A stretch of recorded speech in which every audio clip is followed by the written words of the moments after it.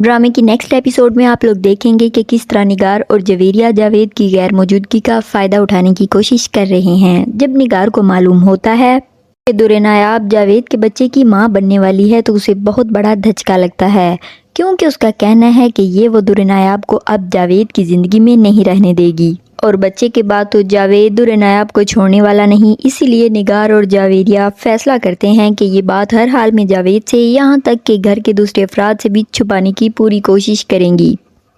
جویریہ نگار کے پاس آ کر کہتی ہے کہ اس درنایاب سے کب ہماری جان چھوٹے گی۔ نگار جواب میں کہتی ہے کہ ریلیکس ہو جاؤ، ویسے بھی اس معصوم کو تو پتہ بھی نہیں چلے گا کہ یہ کب بیاہ کر ہمارے گھر آئی تھی، کیونکہ جاوید آتے ساتھ ہی درنایاب کو طلاق دینے کا فیصلہ کر لیا ہے، اور وہ آتے ہی درنایاب کو طلاق دینے کے بعد اسے گھر سے نکال دے گا۔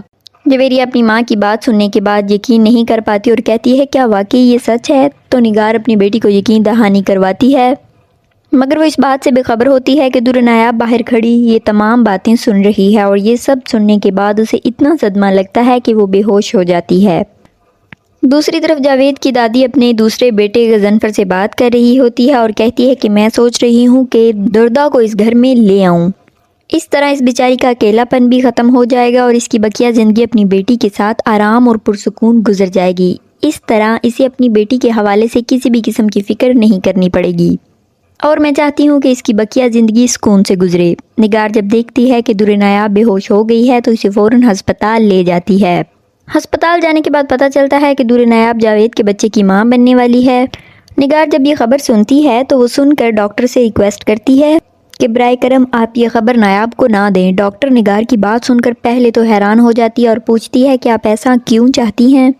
نگار جھوٹ بول کر کہتی ہے کہ میں اتنی بڑی خبر ہسپتال میں برباد نہیں کرنا چاہتی، بلکہ چاہتی ہوں کہ گھر جا کر سب کے سامنے یہ سناؤں تاکہ باقی گھر والے بھی خوش ہو جائیں۔ نگار کی بات سن کر ڈاکٹر خوش ہوتی ہے اور کہتی ہے کہ کیونکہ خوشی آپ کے گھر کی ہے تو آپ کو ہی یہ فیصلہ کرنا چاہیے، ویسے بھی خوشی آپ کے گھر کی ہے تو اگر آپ یہ خوشی تمام گھر والوں کے ساتھ بانٹنا چاہتی ہیں تو ہمیں کوئی اعتراض نہیں۔ دوسری طرف نگت اور نعیم اپنی ماں دردا سے کہتے ہیں کہ آپ ہی ہیں جو درنایاب کی فکر میں دیوانی ہوتی جا رہی ہیں، اسے آپ کی کوئی فکر نہیں۔ نعیم نگت کا ساتھ دیتے ہوئے اپنی ماں دردا سے کہتا ہے کہ نگت بالکل ٹھیک کہہ رہی ہے، نایاب وہاں جا کر مکمل طور پر تبدیل ہو چکی ہے، اسے ہمارا کوئی خیال اور احساس نہیں ہے۔